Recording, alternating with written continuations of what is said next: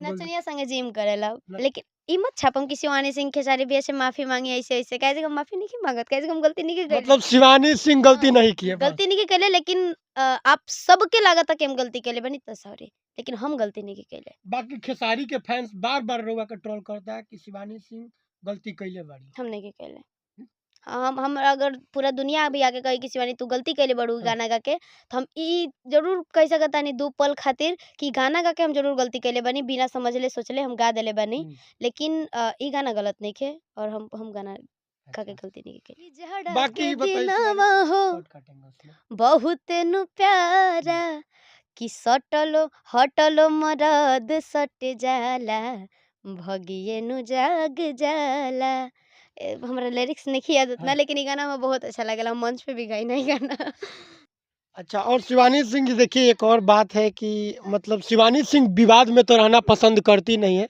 लेकिन अभी social media पे काफ़ी विवाद चल रहा है गाना को लेकर। पता ना छोड़ी मेहर नचनिया संगे जिम कुछ करके आपका एक गाना आया था, जो कि गाना डिलीट हो गया है। उस गाना के बारे में क्या कहिएगा? सबसे पहले ई गाना के बारे में हम बातें ना कइल चाहम हुँ, कैसे कि बस एगो प्यारा सा गाना के विवाद में लिया के खड़ा कर अच्छा। दिहल गइल बा लेकिन वीडियो में कहीं न कहीं दिक्कत बा कैसे कि भैया वाला क्लिप डाल दिहल गइल हाँ, बा। एकरा वजह से लोग टारगेट कर देले बाटे। लेकिन अइसन कोनो बात नइखे, गाना में कहीं भी अइसन नइखे लागत कि हम टारगेट करके गइले हाँ, बानी। काहे से कि नाही केहू के नाम देले बानी हम, ना ही कोई के कुछ कइले बानी हम, ना ही वीडियो में कोई दूसरा-दूसरा के हम कोनो अथी कइले बानी। लेकिन कहीं न कहीं वीडियो हमरा गलत लागल, हाँ, त हम आउट नो पोस्टर भी शेयर ना कइले रहनी हम, ना ही कमिंग सून शेयर कइले रहनी हम। और हम जहाँ तक ई भी कहले कि गाना रिलीज़ ना होए के चाही। वीडियो चेंज होई तब गाना हाँ, रिलीज़ होई। लेकिन फिर अब वीडियो वाला खर्चा कइले बा 1 हाँ, डेढ़ लाख खर्चा कइले बा कंपनी वाला तो फिर हम भी कुछ नहीं के बोल सकत। ओकरा बाद आइल खूबी ना प्रेशर आइल तो हम इंस्टाग्राम पे एगो रील्स डालले रहनी 15 सेकंड के। हाँ। ओकरा बाद ओकरा पे बहुत गंदा-गंदा कमेंट आवे लगल। हम कहनी आज तक हमरा कमेंट में इतना गंदा वर्ड ना लिखल रहे, कोई भी ना लिखले रहे। तो फिर ओकरा बाद हमरा अजीब होखे लागल बस हम इंस्टाग्राम के रील्स डिलीट कर देनी। अच्छा। हम सोचनी कि कमेंट मतलब जो होखेला ऑप्शन उहे बंद कर देतनी लेकिन हम डिलीट कर देनी और फिर देखे लगनी न्यूज़ व्यूज़ सब तो हमरा अजीब लागल काहे से कि हम एगो कलाकार हनी हम एगो कलाकार के प्रति कबो ना अइसन गंदा गाना गाइम एगो कन्फ्यूजन रहे हुँ, लोग टारगेट कर देलस और कितना लोग कहता कि खेसारी भैया के लाइव आके माफ़ी मांगा ऐसे कर हम माफ़ी काहे मांगे हम गलती नहीं ना कैले मतलब शिवानी सिंह गलती नहीं की हम है। गलती नहीं कैले ना, वो वीडियो में गलत तरीका से दिखा दिहल गइल बाटे, अच्छा, खेसारी भैया के टारगेट करके। लेकिन हम तो वैसन नहीं कैले। अब रउरा बताई, फीमेल सिंगर हमनी ना रउरा कौनो भी फीमेल सिंगर से जाके पूछी जे अभी मतलब कि दिन भर में 2-4 गो गाना गावता। हाँ, उ ई ना देखी कि गाना काइल बा, उ ये देखी ना कि गाना ठीक बाटे ना, ओकरा बाद आदमी अपन गा के या फिर अपन कंपनी वाला के दे देही। आपन दे हाँ, देगा दूँ। तो हमनी के गाने गइला से या रील्स बनैला से या शूटिंग कइला से फुर्सत मिली तब ना हमनी के सोशल मीडिया देखम जा। अच्छा। लेकिन कलाकार के ई चीज़ देखे के चाही, नहीं त आज भुगतत तानी हम ना। लेकिन शिवानी सिंह जी देखा जाए तो खेसारी के जो भी फैन्स हैं, हुँ। काफ़ी इस गाना को लेके विरोध भी किए। नहीं। बोल रहे हैं कि शिवानी सिंह मतलब आज खेसारी लाल का देन था कि जो कि पहला गाना आया था, बिहार के लइका ब्रांड होला। खेसारी भैया के देन रहे हम बहुत सम्मान करी ना भैया के हाँ, हम और भैया थैंक यू सो मच हमरा के गाना गवैनी और आज भी आदिशक्ति से भी एगो गाना आवेल रहे पाव भर के सैया लेकिन ओकरा पहले हमरा के प्रमोद भैया सपोर्ट कइले बानी साठ गोरी के साठ के टिकट। टिकुलिया हाँ तो सबसे बड़का क्रेडिट भैया के जाता है अच्छा, प्रमोद भैया के तो फिर भी लोग बोल रहे हैं कि जो खेसारी लाल उनको मतलब मौका दिए, अपने लाइफ़ में एक गाना को लेकर माध्यम से। हम्म। फिर आज शिवानी सिंह उन्हीं गाना के बदौलत ये मतलब क्या कर दी हाँ उनके? सही बात बाटे वो गाना हमार बहुत अच्छा खासा चलल रहे ओकरा बाद भैया हमर के गवैनी पवन भैया हमरा नहीं के पता कि उ गाना सुन के गवैनी कि कैसे गवैनी हुँ, लेकिन ओकरा बाद ही हम गइले बानी हुँ। हाँ तो मतलब ई खेसारी के जेवन भी फैन्स बाड़न, ई गाना के विरोध करतन जौन अभी गाना डिलीट हो चुकल लेकिन बा। ना करे के चाही हुँ, लेकिन करे के ना चाही विरोध कैसे गाना में का खराबी बाटे पता ना ई मतलब गाना एकदम डायरेक्टली मतलब लेकिन देखी खेसारी एगो कलाकार होके के नाते हम भैया के रिस्पेक्ट करते हुए वो गाना प्राइवेट करवैले बानी अच्छा, कंपनी वाला हमरा के रोज फोन करेला हम वीडियो के बाद ओकरा के मैसेज दिखाते हैं प्लीज गाना पब्लिक करवा दीजिए क्योंकि अदर चैनल पे लोग डाल के बहुत पैसा कमा रहा है हाँ, और हम इतना मेहनत किए हम कुछ नहीं कमा रहे हैं 53,000 व्यू गल रहे तले ही हम प्राइवेट करवा देले रहनी कैसे कि अच्छा। हमरा भाई हमनी के बहुत मेहनत करके इतना ऊपर आइल बनी एगो छोटा मोटा गलती खातिर हम फिर ओजा नहीं तो जा जैसा सकत गाना का नाम है कि नचनिया संगे जिम, तो उस गाना को लेके काफ़ी विवाद हो रहा है भोजपुरी इंडस्ट्री में और वो गाना का जो वीडियो था काफ़ी बजट में शूट भी हुआ है। तो क्या कहिएगा उस गाना के बारे में? देखिए उ गाना अगर ऑडियो सुनी तो कोनो भी ओमे खराबी हुँ, नहीं कि बहुत अच्छा गाना बा। राइटर के नया चटक-मटकदार हुँ, एथी मिलल मैटर उ छाप देलस। लेकिन ओमे के वर्ड जौन बाटे सब बहुत अच्छा-अच्छा बा। और गाना भी बहुत अच्छा बा, म्यूज़िक भी अच्छा बा, सिंगर भी अच्छा गइले बिया। लेकिन वीडियोवा में तनी उल्टा-सीधा चीज़ देखा दिहल गइल बाटे भैया के टारगेट करके, हुँ। तेमे हमार कोनो गलती नइखे। लेकिन काफ़ी लोग मतलब बोला था कि ई खेसारी लाल वाइफ जौन चंदा भाभी बाड़ी, ई गाना उनकर काफ़ी दिल पे डायरेक्ट अटैक करता। ए भैया हम कलाकार हनी, हम बहुत सारा गाना गइले बानी। सब लोग उ गानवा काहे ना दिल पे अटैक करेला।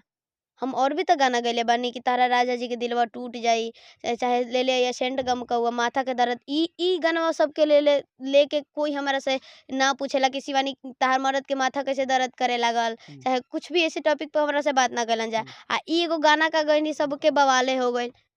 लोग सोचो देखी सबसे मेन बात हम एगो कलाकार बानी त हाँ, हम एगो कलाकार के नाते बतावतानी। हम केहू के दोष नइखी देत। जब हमार स्टार लोग ओइसन हरकत करिहन जा ना, तो छोटा लोग भी उहे हरकत करिहन जा। सही बात है। हाँ, हमनी के पता बा कि हमनी के जन्मो ना भइल रहे तब से उ लोग स्टार बानी जा। अच्छा। लेकिन उ लोग के उ चीज़ समझे के चाही ना।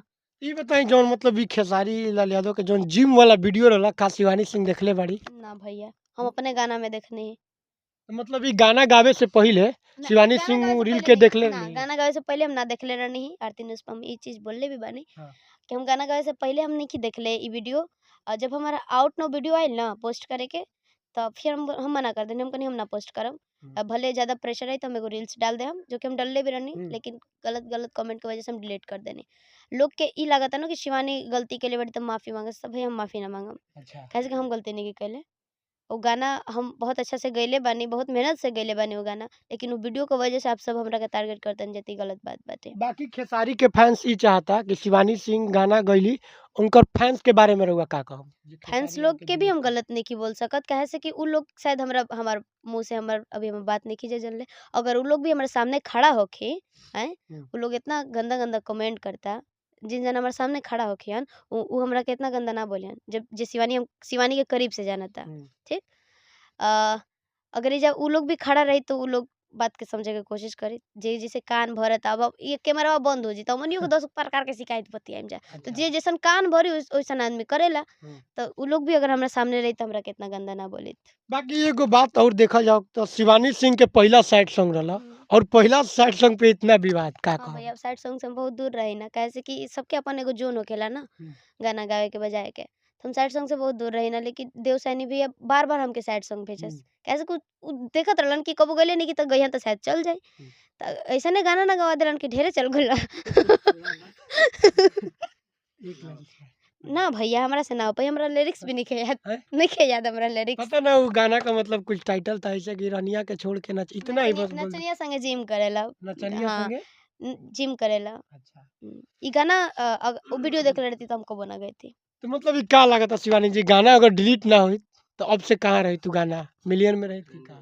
ओइसन ट्रेंडिंग काहे के चाही भैया जो कि घर बैठले माई-बाबू के गारी सुना, ओइसन ट्रेंडिंग ना चाहिए हमरा के। अच्छा। हाँ, लेकिन ई मत छापम कि शिवानी सिंह, खेसारी भैया से माफ़ी माँगी ऐसे-ऐसे, काहे से कि हम माफ़ी नइखे माँगत, काहे से कि हम गलती नइखे कइले। मतलब शिवानी सिंह गलती हाँ, नहीं की है बस। गलती नइखे कइले, लेकिन आप सबके लागता कि हम गलती कइले बानी त सॉरी, लेकिन हम गलती नइखे कइले। बाकी खेसारी के फैंस बार-बार रउआ के ट्रोल करता है कि शिवानी सिंह गलती कइले बाड़ी। हम नइखे कइले।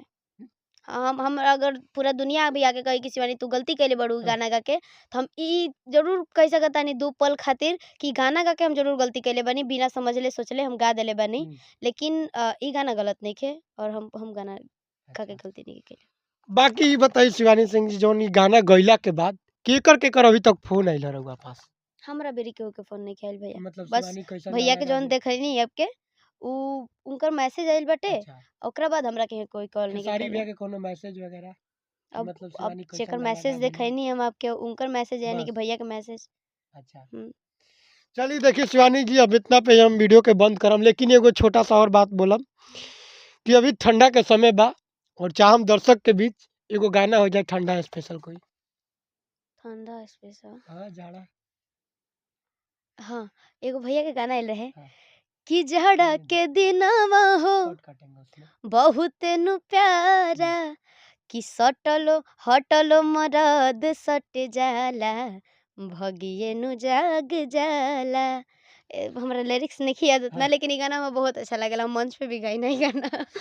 चलिए, तो अभी थी शिवानी सिंह हमारे साथ। आप लोग शिवानी सिंह के बारे में क्या सोचते हैं? और जो गाना था कि नचनिया संगे जिम, उस गाना के बारे में क्या सोचते हैं? कमेंट करके ज़रूर बताइएगा।